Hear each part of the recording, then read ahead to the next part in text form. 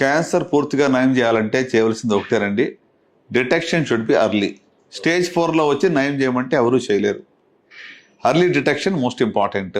దానికి సిమ్టమ్స్ ఎలాంటివి ఉన్నా నిర్లక్ష్యం చేయకుండా రిపోర్ట్ చేసుకోవాలి, స్క్రీనింగ్ చేయించుకోవడం మంచిది. సో నౌ ఎలాంటివి పూర్తిగా నయం అవుతాయంటే, స్టేజ్ 1 ఉందనుకోండి, మోర్ దెన్ 95% క్యూర్ రేట్.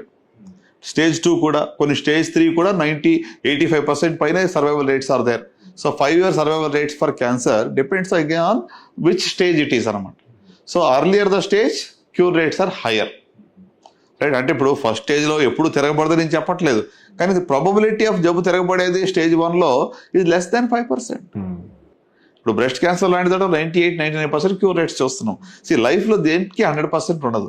మీరు దారిలో వెళ్తుంటే యాక్సిడెంట్ అయ్యే రిస్కే 100లో 1%, 2% గ్యారంటీగా ఉంటుంది. ఇప్పుడు ఇంకా అది ఎక్కువ దీనికన్నా కూడా అలా చూసుకుంటే.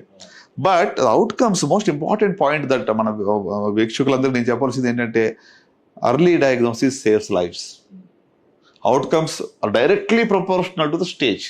దీంట్లో ఎలాంటి సందేహం లేదు. సో కనుక take preventive action. Screening for symptoms లేనప్పుడు స్క్రీనింగ్, సిమ్టమ్స్ ఉన్నప్పుడు అర్లీ డయాగ్నోసిస్. ఈ రెండు చేయటం ద్వారా survival rates are extra ordinary.